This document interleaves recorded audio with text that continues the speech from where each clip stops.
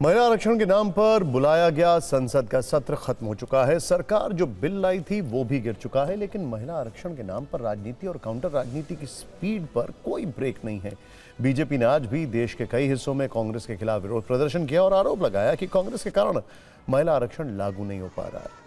महिला आरक्षण के मुद्दे पर धरना प्रदर्शन और प्रेस कॉन्फ्रेंस के जरिए विपक्ष पर हमला करने वाली बीजेपी को जवाब देने के लिए कांग्रेस ने बड़ी प्लानिंग की, जिसके तहत कांग्रेस न सिर्फ महिला आरक्षण पर अपना पक्ष रखेगी बल्कि ये बताएगी कि कैसे बीजेपी महिला आरक्षण के पीछे छिपकर परिसीमन के जरिए देश का राजनीतिक नक्शा बदलना चाहती थी। इसके लिए 21 अप्रैल को देश के 29 शहरों में कांग्रेस के बड़े नेता प्रेस कॉन्फ्रेंस करेंगे। इस मुद्दे पर पैम्फलेट बांटे जाएंगे, रैलियां की जाएंगी और प्रचार किया जाएगा। सरकार के इरादों को एक्सपोज करने के इन तरीकों के अलावा कांग्रेस का कहना है कि महिला आरक्षण तुरंत लागू किया जाए और 543 सीटों में से 181 सीटें महिलाओं को दी जाए। पार्टी का कहना है कि बिल में लगी शर्तें हटाई जाएं तो पूरा विपक्ष सरकार का साथ देगा। कांग्रेस ने यह भी कहा है कि नरेंद्र मोदी ने अपने राष्ट्र के नाम संबोधन में बार बार कांग्रेस पर हमला किया। 29 मिनट के संबोधन में 58 बार कांग्रेस का नाम लिया, लेकिन असली मुद्दों से ध्यान हटाया। पार्टी का आरोप है कि सरकार महिला सशक्तिकरण की बात तो करती है, लेकिन आरक्षण लागू करने में देरी कर रही है। इसके साथ ही कांग्रेस ने आरोप लगाया कि 2023 में बिल पास होने के बावजूद सरकार ने इसे लंबे समय तक लागू नहीं किया और अब इसमें शर्तें जोड़ दी। कांग्रेस का दावा है कि सरकार परिसीमन के जरिए राजनीतिक फायदा लेना चाहती है, जिससे कुछ राज्यों का प्रतिनिधित्व कम हो सकता है। और साथ ही कांग्रेस ने आरोप लगाया कि सरकार पिछड़े वर्ग की महिलाओं को भी उनका पूरा हक नहीं देना चाहती। इतना ही नहीं, कांग्रेस ने यह भी दावा किया है कि बीजेपी के 240 सांसदों में सिर्फ 12.9% यानी कि 31 महिलाएं, विधायकों में सिर्फ 9.9% महिलाएं और केंद्र में 72 मंत्रियों में सिर्फ 7 महिलाएं।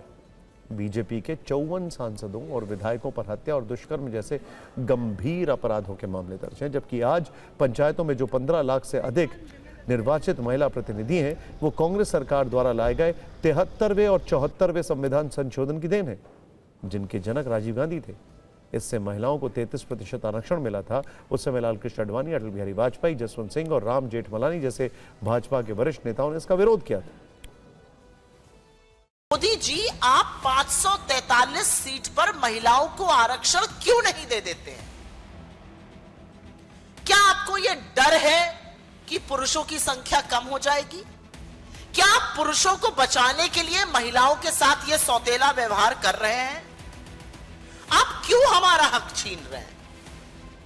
हमारी पार्टी, पूरा विपक्ष आपसे लगातार कह रहा है, कल लाइए विधेयक, 543 सीटों में 1/3 मतलब 181 सीटें महिलाओं को दीजिए, हम आपको साथ पूरा देंगे। इस बात को लेकर केसी वेणुगोपाल जी ने जब पार्लियामेंट में कहा कि ये ठीक नहीं है तो हम इस बात पे यकीन करें नहीं करें, तो अमित शाह जी ने कहा कि 1 घंटे का समय दीजिए, हम इसको लिखित रूप में दे देंगे, तो उससे भी भाग गए। असल में क्या है कि ये महिला विरोधी हैं, इन्होंने महिलाओं की पीठ पर छुरा घोंपा है, इसलिए इस प्रकार की बयानबाजी कर रहे हैं।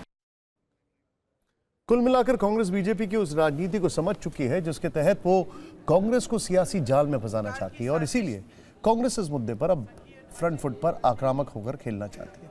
कांग्रेस का कहना है कि सरकार महिला आरक्षण को लेकर तुरंत फैसला ले, साथ ही महंगाई और बेरोजगारी जैसे असली मुद्दों पर जवाब दे।